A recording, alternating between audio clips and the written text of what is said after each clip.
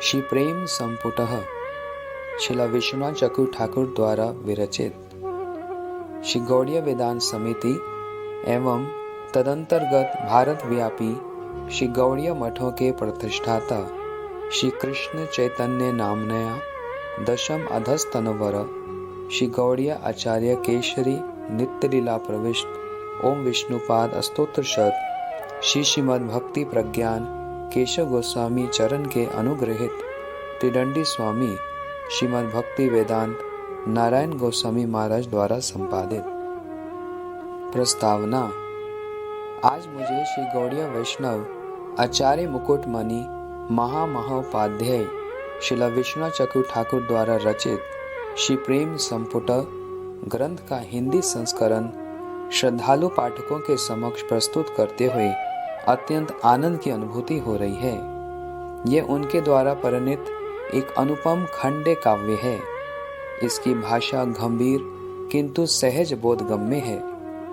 किसी समय देवांगना के वेश में श्री कृष्ण श्रीमती राधिका के समीप पहुंचे। देवांगना वेशधारी श्री कृष्ण ने उस समय संपूर्ण रूप से मौन धारण कर रखा था।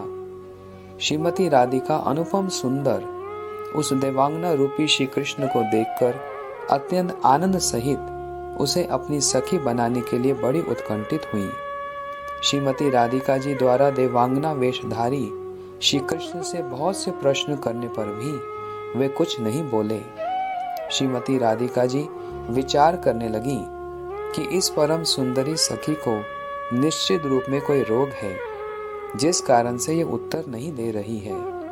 कुछ देर के पश्चात श्रीमती राधिका के बहुत कहने पर उसने राधिका जी को बतलाया, मैं तुम्हारी प्रशंसा सुनकर स्वर्ग लोक से नरक लोक में तुम्हारा दर्शन करने के लिए आई थी। मैंने यहाँ आकर देखा कि वृंदावन के वंशी वट में श्री कृष्ण का रास चल रहा था। जब किसी कारणवश तुमने रास छोड़कर वन की ओर प्रस्थान किया तो समस्त गोपियों के उपस्थित रहने पर भी श्री कृष्ण ने रास छोड़कर तुम्हारे पथ का अनुसरण किया, किंतु कुछ समय तुम्हारे साथ रहने के उपरांत श्री कृष्ण तुम्हें भी अकेले छोड़कर अंतर्ध्यान हो गए। उस समय तुम गंभीर रूप से रोदन अर्थात विलाप करने लगी। तुम्हारी ऐसी करुण अवस्था देखकर मुझे श्री कृष्ण पर बहुत ही क्रोध आया, अतएव मैं तुम्हारे समीप आई हूँ। ऐसा कहकर वह देवांगना श्री कृष्ण के बहुत से दोषों का वर्णन करने लगी।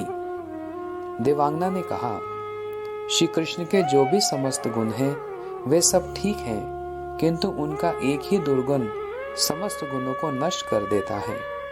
वह ये कि तुमने श्री कृष्ण के लिए पिता, माता, भाई, बंधु, पति, लोक, लज्जा, गुरुजनों का आदेश इत्यादि सब कुछ छोड़कर उनसे प्रेम किया और वे तुम्हारे प्रति इतने निष्ठुर हो गए कि तुम्हें छोड़कर अंतर्ध्यान हो गई। मैं तो इसकी कल्पना भी नहीं कर सकती। अतएव मेरे मतानुसार तुम्हें उनसे प्रेम नहीं करना चाहिए, और यदि प्रेम करोगी तो तुम्हें भविष्य में और भी दुख होगा। देवांगना वेशधारी श्री कृष्ण की इन बातों को सुनकर श्रीमती राधिका जी ने उसे प्रेम के स्वरूप के विषय में बतलाया। श्री राधा जी द्वारा वर्णित वह प्रेम का स्वरूप ही यह प्रेम संपुट नामक ग्रंथ है। संपुट का अर्थ है वह आधार स्थान जहाँ बहुमूल्य रत्न आदि को लोगों की दृष्टि से बचाकर यत्न पूर्वक गोपन या संरक्षित किया जाता है। श्रील विष्णु चक्रु ठाकुर ने श्री राधा जी के हृदय रूपी संपुट से उद्घाटित उन्नत उज्जवल रस जात प्रेम का इस ग्रंथ रूपी संदूक में संरक्षण किया है, इसलिए इस ग्रंथ का नाम प्रेम संपुटा है। श्री राधा जी के उस प्रेम को अपने हृदय रूपी संपुट से उद्घाटित करते हुए 2 श्लोकों में वर्णन किया है। एकात्मनिह रसपूर्ण तमेत्यगादे एकासु सग्रथितम एव तनुद्वयं नो कंश्चिद एक सरसीव चकास देक नालो थम भज युगलम खलु नीलपीतम यस्ने पूर्ण भृत्य भाजनम अर्जितैकः वर्त्याग्रत्य अमलादीप युगम चकासति तच्चेत इतरेतरान्तमो अनुपदात् परोक्षः मानंद ये अखिल पार्श्वगतः सदालिही। तात्पर्य ये है कि श्री राधा और श्री कृष्ण में देह का पार्थक्य होने पर भी स्वरूपगता कोई पार्थक्य नहीं है। आनंद ही श्री कृष्ण का स्वरूप है और हलादनी का सार ही श्री राधा जी का स्वरूप है। शक्ति और शक्तिमान दोनों अभिन्न हैं, ये वेदांतिक सत्य है। शक्ति शक्ति मतोर अभेदः। स्वरूप और शक्ति के दृष्टिकोण से दोनों में अभेद है, किंतु लीला के आस्वादन के लिए दोनों में कुछ भेद और वैशिष्ट्य है। श्रील विश्वनाथ चक्रवर्ती ठाकुर जी का जीवन चरित्र। श्रील विश्वनाथ चक्रवर्ती ठाकुर नदिया जिले में राड़िया श्रेणी विप्र कुल में आविर्भूत हुए थे। ये हरिवल्लभ के नाम से प्रसिद्ध थे।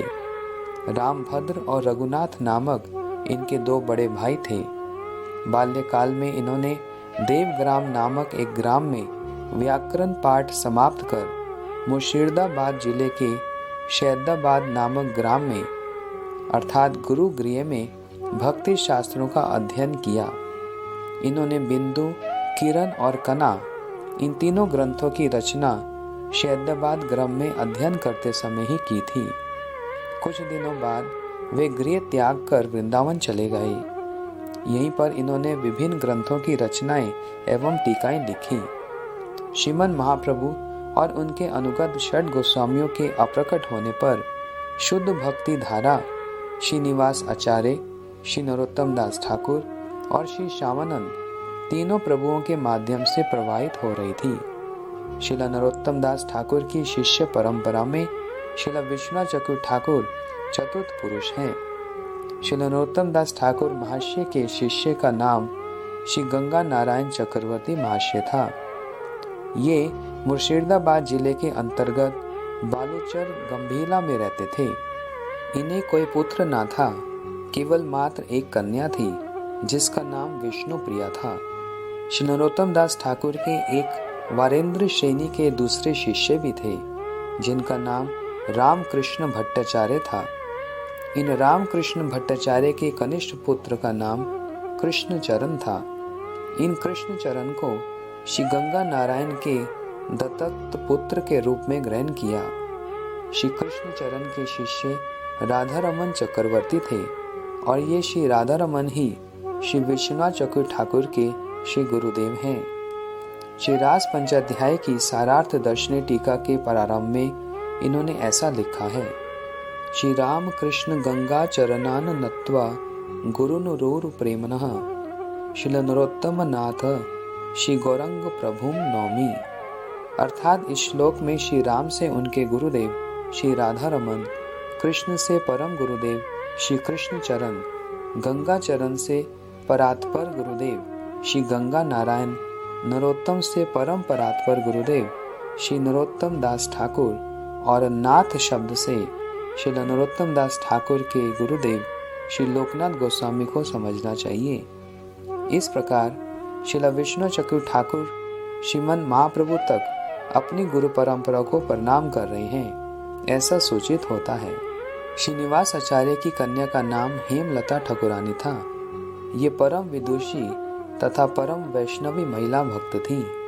इन्होंने अपने रूप कविराज नामक एक उदासीन शिष्य को गौड़िया समाज से बहिष्कृत कर दिया था। तब से वे रूप कविराज गौड़िया वैष्णव समाज में अतिबाड़ी नाम से परिचित हुए। उन्होंने गौड़ीय वैष्णव के सिद्धांत के विरुद्ध अपना एक नया मत स्थापन किया कि केवल मात्र त्यागी व्यक्ति ही आचार्य का कार्य कर सकता है। ग्रस्त व्यक्ति भक्ति का आचार्य नहीं हो सकता। विधि मार्ग का संपूर्ण रूप से अनादर कर उस श्रृंखलता पूर्ण राग मार्ग का प्रचार करना ही इनका उद्देश्य था। श्रवण कीर्तन का त्याग कर केवल स्मरण के द्वारा ही रागानुगा भक्ति संभव है, ऐसा इनका नवीन मत था। सौभाग्यवश श्रील चक्रवर्ती ठाकुर उस समय वर्तमान थे। उन्होंने श्रीमद् भागवत की तृतीय स्कंद की सारार्थ दर्शनी टीका में इसका प्रतिवाद किया। आचार्य वंश में नित्यानंद प्रभु के पुत्र वीरभद्र प्रभु के शिष्य वंश में तथा अद्वैताचार्य के त्यक्त पुत्रों के वंश में ग्रस्त होकर गोस्वामी उपाधि प्रदान और ग्रहण करना उचित नहीं है। रूप कविराज के ऐसे विचार का श्री विश्वनाथ चक्रवर्ती ठाकुर ने प्रतिवाद किया। उन्होंने आचार्य वंश के योग्य अधस्तन ग्रस्त संतानों के द्वारा भी आचार्य का कार्य करना असंगत नहीं है ऐसा प्रमाणित किया था, परंतु वंश परंपरा क्रम से धन और शिष्य के लोभ से आचार्य कुल में उत्पन्न अयोग्य संतानों के लिए अपने नाम के साथ गोस्वामी शब्द का प्रयोग शाश्वत शास्त्र विरोधी और नितांत अवैध कार्य है ऐसा भी प्रमाणित किया। इसलिए इन्होंने अर्थात श्रील विष्णु चक्रवर्ती ठाकुर ने आचार्य का कार्य करने पर भी अपने नाम के साथ गोस्वामी शब्द का प्रयोग कदापि नहीं किया। उन्होंने आधुनिक काल के विचारहीन अयोग्य आचार्य संतानों को शिक्षा देने के लिए ही ऐसा किया है। श्रील विष्णु चक्रवर्ती ठाकुर जिस समय अत्यंत वृद्ध हो गए थे तथा अधिकांश समय वे अर्ध बाह्य और अंतर्दशा में स्थित होकर भजन में विभोर रहते थे, उसी समय जयपुर में श्री गौड़ीय वैष्णवों तथा स्वकीयवादी अन्य वैष्णव में एक विवाद छिड़ गया। उस समय द्वितीय जयसिंह जयपुर के नरेश थे। विरुद्ध पक्ष वाले वैष्णव ने द्वितीय जयसिंह को यह समझाया कि श्री गोविंद देव के साथ श्रीमती राधिका जी की पूजा शास्त्र सम्मत नहीं है। इसका कारण ये है कि श्रीमद् भागवत या विष्णु पुराण में श्रीमती राधिका के नाम का कहीं भी उल्लेख नहीं है। श्रीमती राधिका वैदिक विधियों के अनुसार श्री कृष्ण की विवाहित पत्नी नहीं है। दूसरी बात, गौड़ीय वैष्णव संप्रदाय वैष्णव नहीं है। 4 ही वैष्णव संप्रदाय हैं जो अनादिकाल से चले आ रहे हैं। उनके नाम हैं श्री संप्रदाय, ब्रह्म संप्रदाय, रुद्र संप्रदाय और सनक संप्रदाय। कलयुग में इन संप्रदायों के प्रधान आचार्य क्रमशः श्री रामानुज, श्री मध्व, श्री विष्णु स्वामी और श्री निम्बादित्य हैं। गौड़ीय वैष्णव इन चारों संप्रदायों से बहिर्भूत हैं, अतः वे शुद्ध सांप्रदायिक वैष्णव नहीं हैं। विशेषतः इस वैष्णव संप्रदाय का अपना कोई ब्रह्म सूत्र का भाष्य नहीं है, अतएव इसे परंपरागत वैष्णव संप्रदाय नहीं माना जा सकता है। उस समय महाराज जय सिंह ने श्री वृंदावन के प्रधान गौड़ीय वैष्णव आचार्यों को श्रील रूप गोस्वामी का अनुगत जानकर श्री रामानुजीय वैष्णव के साथ विचार करने के लिए आह्वान किया। अत्यंत वृद्ध तथा भजनानंद में विभोर रहने के कारण श्री चक्रवर्ती ठाकुर ने अपने छात्र गौड़ीय वैष्णव वेदांत आचार्य पंडित कुल मुकुट महामहोपाध्याय श्रीपाद बलदेव विद्याभूषण प्रभु और अपने शिष्य श्री कृष्ण देव को जयपुर में विचार करने के लिए भेजा। जाति गोस्वामीगण अपने मध्व संप्रदाय के अनुगत को भूल चुके थे। साथ ही उन्होंने वैष्णव वेदांत का अनादर कर गौड़ीय वैष्णव के लिए एक महान विपत्ति का आह्वान किया था। श्रील बलदेव विद्याभूषण ने अकाट्य युक्तियों और सुदृढ़ शास्त्र प्रमाणों के द्वारा यह प्रमाणित किया कि गौड़ीय संप्रदाय मध्वानुगत शुद्ध वैष्णव संप्रदाय है। इस संप्रदाय का नाम श्री ब्रह्म माध्व गौड़ीय वैष्णव संप्रदाय है। हमारे पूर्व आचार्य श्रील जीव गोस्वामी, कवि कर्णपुर आदि ने इसे स्वीकार किया है। श्री गौड़ीय वैष्णव जन श्रीमद् भागवत को ही वेदांत सूत्र का अकृत्रिम भाष्य मानते हैं। इसलिए गौड़ीय वैष्णव संप्रदाय में स्वतंत्र रूप से वेदांत सूत्र के किसी भाष्य की रचना नहीं की गई है। विभिन्न पुराणों में श्रीमती राधिका के नाम का उल्लेख है। वे हल्लादनी स्वरूपा श्री कृष्ण की नित्य प्रिया हैं। श्रीमद् भागवत के विभिन्न स्थलों में विशेषतः 10वें स्कंद की ब्रजलीला के वर्णन प्रसंग में सर्वत्र ही श्रीमती राधिका अत्यंत गूढ़ रूप से उल्लेख है। सिद्धांतविद, रसिक और भावुक भक्त ही इस गूढ़ रहस्य को समझ सकते हैं। श्री बलदेव विद्याभूषण प्रभु ने उस विद्वत सभा में प्रतिपक्ष के सभी तर्कों को खंड विखंड कर तथा संदेहों को दूर कर श्री गौड़ीय वैष्णव का मध्वा अनुगत्य प्रमाणित किया। विपक्ष निरुत्तर हो गया, फिर भी उन्होंने श्री गौड़ीय वैष्णव संप्रदाय का कोई वेदांत भाष्य न होने पर उन्हें शुद्ध पारंपरिक वैष्णव मानने से अस्वीकार कर दिया। तब वहीं पर ही श्री बलदेव विद्याभूषण प्रभु ने ब्रह्म सूत्र के श्री गौड़ीय भाष्य नामक सुप्रसिद्ध गौड़ीय भाष्य की रचना की। इस प्रकार से श्री गोविंद देव के मंदिर में पुनः श्री राधा गोविंद देव की सेवा पूजा प्रारंभ हुई तथा गौड़ीय वैष्णव की श्री ब्रह्म माधव गौड़ीय वैष्णव संप्रदाय के रूप में मान्यता स्वीकार की गई। श्री चक्र ठाकुर के सम्मति क्रम से ही श्री बलदेव विद्याभूषण प्रभु ने श्री गोविंद भाष्य की रचना की तथा गौड़ीय वैष्णव का श्री मध्वानुगत्य प्रमाणित किया। इस विषय में तनिक भी संदेह का अवकाश नहीं है। श्री विश्वनाथ चक्रु ठाकुर का यह सांप्रदायिक कार्य गौड़ीय वैष्णव के इतिहास में स्वर्ण अक्षरों से लिपिबद्ध रहेगा। श्री विश्वनाथ चक्रु ठाकुर जी ने स्वरचित मंत्रार्थ दीपिका में एक विशेष घटना का वर्णन किया है। किसी समय उन्होंने श्री चैतन्य चेतामृत का पठन पाठन करते हुए काम गायत्री के अर्थ से संबंधित निम्नलिखित प्यारों पर विचार किया। काम गायत्री मंत्र रूप है कृष्ण स्वरूप, 24.5 अक्षर तार है, से अक्षर चंद्र है, कृष्ण करी उदय, त्रिजगत कैल काममय। चैतन्य चेतामृत मध्य लीला 21:125। अर्थात काम गायत्री श्री कृष्ण का स्वरूप है। इस मंत्र राज में 24.5 अक्षर हैं। इस मंत्र का प्रत्येक अक्षर पूर्ण चंद्र है। ये चंद्र समूह कृष्ण को उदित कराकर त्रिजगत को प्रेम में बना देते हैं।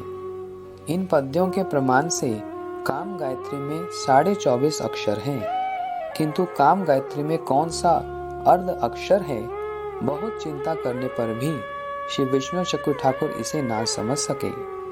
व्याकरण, पुराण, तंत्र, नाट्य तथा अलंकार आदि शास्त्रों में विशेष रूप से छानबीन करने पर भी उन्हें कहीं भी अर्ध अक्षर का उल्लेख प्राप्त नहीं हुआ। उन सभी शास्त्रों के अनुसार स्वर और व्यंजन के भेद से उन्हें 50 अक्षरों का ही उल्लेख मिला, किंतु कहीं भी अर्ध अक्षर का कोई प्रमाण नहीं मिला। श्रील जीव गोस्वामी द्वारा रचित श्री हरिनामृत व्याकरण के संज्ञा पाद में स्वर व्यंजन के प्रसंग में 50 अक्षरों का ही उल्लेख देखा। मात्र का न्यास आदि में भी मात्र का रूप के ध्यान में कहीं भी उन्हें अर्ध अक्षर का उल्लेख नहीं मिला। बृहद नारद पुराण में राधिका के सहस्त्र नाम स्तोत्र में वृंदावनेश्वरी श्रीमती राधे जी को 50 वर्ण रूपनी कहा गया है। उसे देखकर श्रील चक्रु ठाकुर का संदेह और भी बढ़ गया। उन्होंने ऐसा सोचा कि क्या कविराज गोस्वामी ने भ्रमवशता ऐसा लिखा है, किंतु उनमें भ्रम होने की संभावना नहीं। वे भ्रम, प्रमाद आदि दोषों से सर्वदा रहित सर्वज्ञ हैं। यदि उक्त मंत्र में खंड ता को अर्ध अक्षर मानते हैं तो कृष्णदास कविराज गोस्वामी क्रम भंग के दोष से दोषी ठहरते हैं, क्योंकि उन्होंने ऐसा वर्णन किया है।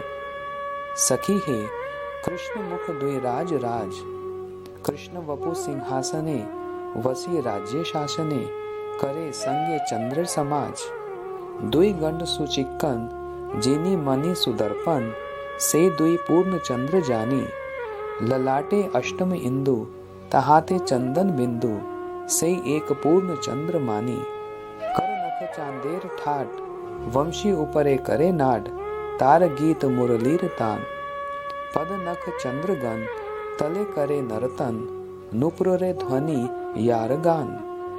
चैतन्य चेतामृत मध्य लीला 21:126 से 128। श्री कृष्णदास कविराज गोस्वामी ने उक्त पंक्तियों में श्री कृष्ण चंद्र के मुख को एक पहला चंद्र बतलाया है। तत्पश्चात उनके दोनों गालों को एक एक पूर्ण चंद्र माना है। ललाट के ऊपरी भाग में चंदन बिंदु को चौथा पूर्ण चंद्र माना है तथा चंदन बिंदु के नीचे ललाट प्रदेश को अष्टमी का चंद्र अर्थात अर्ध चंद्र बतलाया है। इस वर्णन के अनुसार पंचम अक्षर ही अर्ध अक्षर होता है, किंतु खंड ता को अर्ध अक्षर मानने से अंतिम अक्षर ही अर्ध अक्षर होता है। पंचम अक्षर अर्ध अक्षर नहीं हो पाता। श्रील विष्णु चक्रु ठाकुर अर्ध अक्षर का निर्णय ना कर पाने के कारण बड़ी दुविधा में फंस गए। उन्होंने विचार किया, यदि मंत्र अक्षर की स्फूर्ति ना हो तो मंत्र देवता की स्फूर्ति होना असंभव है। अतएव उपास्य देवता का दर्शन ना होने से मर जाना ही अच्छा है। ऐसा सोचकर वे देह त्याग करने की अभिलाषा से रात में राधा कुंड के तट पर उपस्थित हुए। रात्रि का द्वितीय प्रहर व्यतीत होने पर अकस्मात तंद्रा की स्थिति में उन्होंने श्री विश्वभानु नंदिनी का दर्शन किया। श्री राधा जी ने बड़े स्नेह से कहा, हे विश्वनाथ, हे हरिवल्लभ, खेद मत करो। श्री कृष्णदास कविराज ने जो कुछ लिखा है वे परम सत्य है। मेरे अनुग्रह से वे मेरे अंतकरण की सभी भावना को जानते हैं। उनके वचनों में तनिक भी संदेह मत करना। काम गायत्री मेरी और मेरे प्राण वल्लभ की उपासना का मंत्र है। हम लोग मंत्र अक्षर के द्वारा भक्तों के निकट प्रकाशित होते हैं। मेरे अनुग्रह के बिना हम दोनों को कोई भी जानने में समर्थ नहीं है। वर्ण आगम भास्वत नामक ग्रंथ में अर्ध अक्षर का निरूपण किया गया है। उसे देखकर ही श्री कृष्णदास कविराज ने काम गायत्री का स्वरूप निर्णय किया है। तुम इसे देखकर श्रद्धालुओं के उपकार के लिए प्रकाशित करो। स्वयं विश्वभानु नंदिनी श्रीमती राधिका के इस आदेश का श्रवण कर श्री विष्णु चक्रु ठाकुर जग उठे और हा राधे कहकर विलाप करने लगे। फिर धैर्य धारण कर उनकी आज्ञा पालन में तत्पर हो गए। श्रीमती राधिका ने अर्ध अक्षर निर्णय करने के विषय में जो इंगित दिया था उसके अनुसार उक्त मंत्र में वी के पूर्व जो य है वही अर्ध अक्षर है। उसके अलावा अन्य सभी अक्षर पूर्ण अक्षर या पूर्ण चंद्र हैं। श्रीमती राधिका जी की कृपा से मंत्र का अर्थ अवगत होकर श्रील विष्णु चक्रु ठाकुर ने अपने इष्ट देव का साक्षात दर्शन तथा सिद्ध देह के द्वारा नित्य लीला में परिकत्व प्राप्त किया। इसके पश्चात उन्होंने राधा कुंड के तट पर श्री गोकुलानंद नामक श्री विग्रह की प्रतिष्ठा कर तथा वहीं रहते समय श्री वृंदावन की नित्य लीलाओं का माधुर्य अनुभव कर श्री कवि कर्णपुर द्वारा रचित श्री आनंद वृंदावन चंपोहु नामक ग्रंथ पर अपनी सुखवर्तनी नामक टीका की रचना की। राधा परस्तीर कुटीर वर्तिनः प्राप्तव्य वृंदावन चक्रवर्तिनः आनंद चंपो विवृत्ति प्रवर्तिनः शांतो गतिर में सुमहा निवर्तिनः। अपनी परिणत वयस अर्थात वृद्धावस्था में श्रील विष्णु चक्रु ठाकुर अंतरदशा और अर्ध बाह्य दशा में रहकर भजन करने में ही अपना अधिकांश समय व्यतीत करने लगे। उनके प्रधान शिष्य श्री बलदेव विद्याभूषण ही उनके स्थान पर शास्त्र अध्यापन का कार्य करने लगे। परकीयवाद की पुनर्स्थापना। श्री धाम वृंदावन में षट गोस्वामियों का प्रभाव किंचित क्षीण होने पर स्वकीय और परकीयवाद का मतभेद उठ खड़ा हुआ। श्रील विष्णु चक्रु ठाकुर ने स्वकीयवाद के भ्रम को दूर करने के लिए सुसिद्धांतपूर्ण राग वर्तम चंद्रिका तथा गोपी प्रेमामृत नामक ग्रंथों की रचना की। तत्पश्चात उन्होंने उज्ज्वल नीलमणि के लघुत्व मात्र 1:21 श्लोक की आनंद चंद्रिका टीका में शास्त्रीय प्रमाणों और अकाट्य युक्तियों के द्वारा स्वकीयवाद का खंडन कर परकीय विचार की स्थापना की है। श्रीमद् भागवत की सारार्थ दर्शनी टीका में भी उन्होंने परकीय भाव की पुष्टि की है। ऐसा कहा जाता है कि श्रील विष्णु चक्रु ठाकुर के समय कुछ पंडितों ने परकीय उपासना के विषय में श्रील विष्णु चक्रु ठाकुर का विरोध किया था, किंतु श्रील विष्णु चक्रु ठाकुर ने अपनी प्रगाढ़ विद्वता तथा अकाट्य युक्ति के द्वारा उन्हें परास्त कर दिया। तब ईर्ष्यावशतः पंडितों ने उन्हें जान से मारने का संकल्प किया। श्रील विष्णु चक्रु ठाकुर प्रतिदिन प्रातःकाल श्री धाम वृंदावन की परिक्रमा करते थे।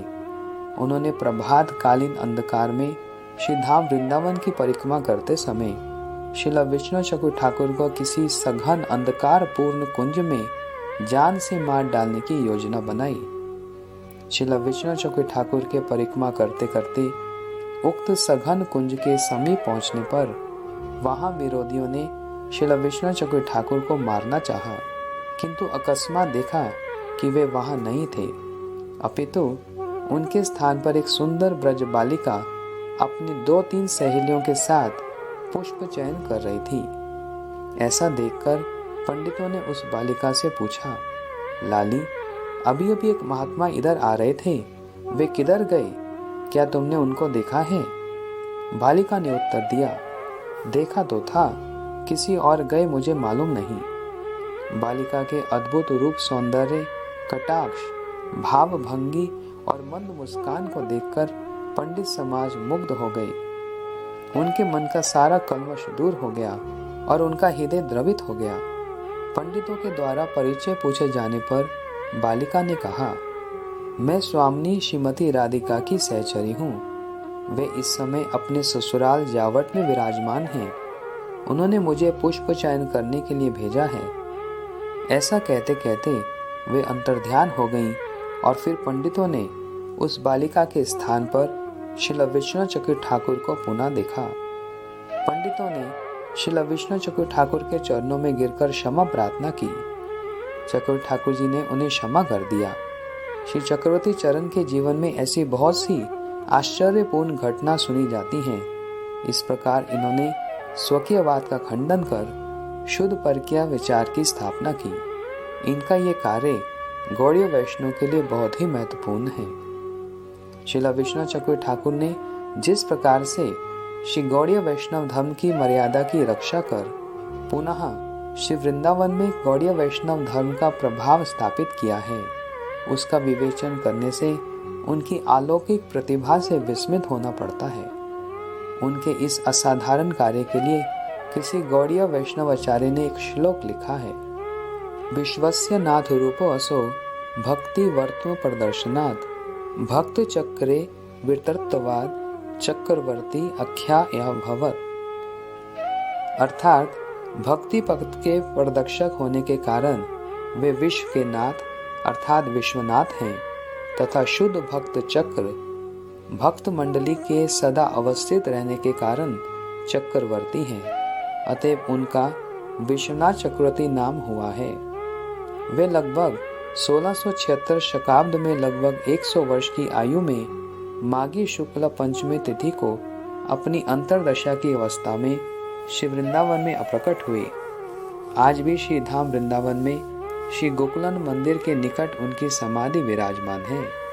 इन्होंने श्रील रूप गोस्वामी का पदांक अनुसरण कर विपुल अपराकृत भक्ति साहित्य का सृजन कर विश्व में श्रीमन महाप्रभु के मनोभीष्ट को स्थापित किया है। साथ ही उन्होंने श्री रूपानुग विरुद्ध कुछ सिद्धांतों का खंडन भी किया है।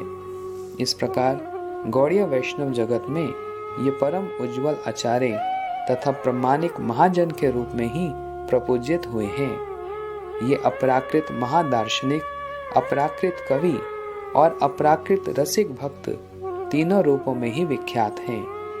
कृष्णदास नामक एक वैष्णव पदकर्ता ने श्रील चक्रवर्ती ठाकुर द्वारा रचित माधुर्य कदम्बनी के पद्य अनुवाद के उपसंहार में लिखा है, माधुर्य कदम्बनी ग्रंथ जगत कैल धन्य चक्रवर्ती मुखे वक्ता अपनी श्री कृष्ण चैतन्य। श्रील विष्णु चक्रवर्ती ठाकुर ने माधुर्य कदम्बनी ग्रंथ की रचना कर समग्र जगत को धन्य कर दिया। वास्तव में श्री कृष्ण चैतन्य प्रभु ही इस ग्रंथ के वक्ता हैं। वे ही श्री चक्रवर्ती के मुख से बोल रहे हैं। क्यों कहें चक्रवर्ती श्री रूपेर अवतार, कठिन ये तत्व सरल करीते प्रचार। कुछ लोगों का कहना है श्रील विष्णु चक्रवर्ती ठाकुर श्रील रूप गोस्वामी के अवतार हैं। दूसरे शब्दों में अत्यंत सुकठिन तत्वों को सहज सरल रूप में वर्णन करने के लिए श्रील रूप गोस्वामी ही पुनः श्रील विष्णु चक्रवर्ती ठाकुर के रूप में अवतरित हुए हैं। ओहो गुण निधि श्री विश्वनाथ चक्रवर्ती, की जानिबे तुम्हार गुण मुई मूढ़मती।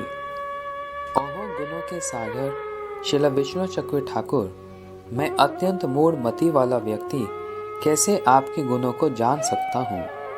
अतएव आप कृपा कर अपने अपराकृत गुणों को मेरे हृदय में स्फुरित कराएं। आपके श्री चरणों में ऐसी प्रार्थना है। गौड़ीय वैष्णव आचार्यों में श्रील विष्णु चक्रवर्ती ठाकुर की भांति अनेक अनेक ग्रंथों के लेखक बहुत कम ही आविर्भूत हुए हैं। अभी भी साधारण वैष्णव समाज में श्रील चक्रवर्ती ठाकुर के 3 ग्रंथों के संबंध में एक प्रवाद सुप्रचलित है। किरण बिंदु कना ये 3 निये वैष्णव पना। इन्होंने गौड़ीय वैष्णव भक्ति साहित्य भंडार की अतुल संपद स्वरूप जिन ग्रंथों, टीकाओं और स्तवों आदि की रचनाएं की हैं, नीचे उनके तालिका प्रस्तुत की जा रही है। 1. ब्रज रीति चिंतामणि। 2. श्री चमत्कार चंद्रिका। 3. श्री प्रेम संपुट खंड काव्यम। 4. गीतावली। 5. सुबोधनी अलंकार कौस्तुभ भटिका। 6. आनंद चंद्रिका उज्ज्वल नीलमणि टीका। 7. श्री गोपाल तापनी टीका। 8. स्तवामृत लहरी धृत गुरु तत्वाष्टकम मंत्र दात्र गुरुरोष्टकम परम गुरुरोष्टकम परात्पर गुरु अष्टकम परम परात्पर गुरु अष्टकम श्री लोकनाथ अष्टकम श्री सचिनंदन अष्टकम श्री स्वरूप चरित्रामृतम श्री स्वपन विलास अमृतम श्री गोपाल देवाष्टकम श्री मदन मोहन अष्टकम श्री गोविंद अष्टकम श्री गोपीनाथ अष्टकम श्री गोकुलानंद अष्टकम स्वयं भागवत अष्टकम श्री राधा कुंड अष्टकम जगन मोहन अष्टकम अनुरागवल्ली श्री वृंदावन देव्य अष्टकम श्री राधिका ध्यानामृतम श्री रूप चिंतामणि श्री नंदीश्वर अष्टकम श्री वृंदावन अष्टकम श्री गोवर्धन अष्टकम श्री संकल्प कल्पद्रुम श्री निकुंज वृंदावली सूरत कथामृतम श्री श्याम कुंड अष्टकम। 9. श्री कृष्ण भावनामृतम महाकाव्यम। 10. श्री भागवतामृत कना। 11. श्री उज्ज्वल नीलमणि किरण।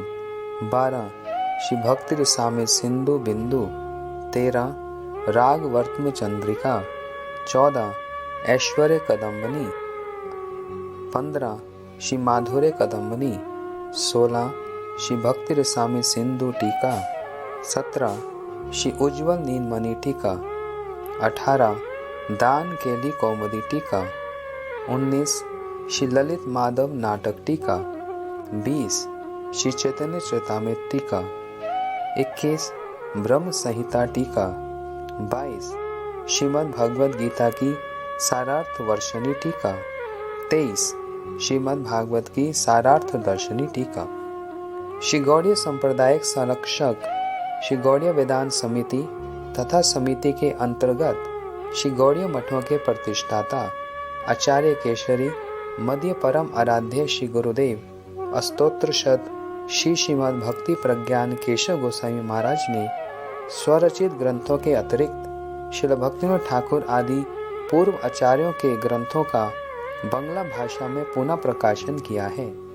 उनकी हार्दिक अभिलाषा, उत्साह, दान और ऐहतों की कृपा से आज राष्ट्रीय भाषा हिंदी में जैव धर्म, श्री चैतन्य शिक्षामृत, श्री चैतन्य महाप्रभु की शिक्षा, श्री शिक्षा अष्टक, भक्ति रसामृत सिंधु बिंदु, उज्ज्वल नीलमणि किरण, श्री भागवतामृत कना, श्री गीत गोविंद, श्री भजन रहस्य, श्री गौड़ीय गीति गुज, श्रीमद् भगवद गीता, श्री वेणु गीत, भक्ति तत्व विवेक, वैष्णव सिद्धांत माला, श्री ब्रह्म संहिता, राग वर्तम चंद्रिका, श्री बृहद भागवतामृत, गौड़ीय कंठार आदि ग्रंथों के हिंदी संस्करण प्रकाशित हुए हैं तथा क्रमशः प्रकाशित हो रहे हैं। श्रील चक्रवर्ती ठाकुर का यह मूल ग्रंथ संस्कृत भाषा में है। इसके बहुत से संस्करण बंगला भाषा में प्रकाशित हुए हैं।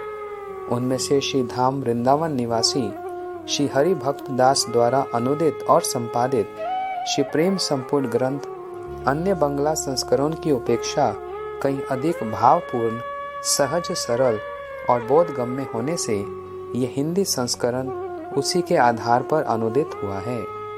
बांग्ला से हिंदी अनुवाद कर प्रतिलिपि प्रस्तुत करने में बेटी मधु खंडेलवाल MA PhD तथा बेटी सविता की प्रूफ संशोधन के लिए श्रीमद् भक्ति वेदांत माधव महाराज और श्री ओम प्रकाश ब्रजवासी MA LLB कंपोजिंग के लिए बेटी वृंदा देवी तथा लेआउट के लिए बेटी शांति दासी की सेवा पर चेष्टा अत्यंत सराहनीय और विशेष उल्लेखनीय है।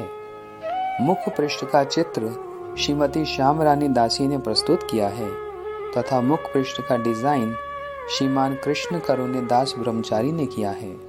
श्री नारायण दास अग्रवाल ने इस ग्रंथ के प्रकाशन के लिए संपूर्ण अर्थ व्यय कर सहयोग दिया है।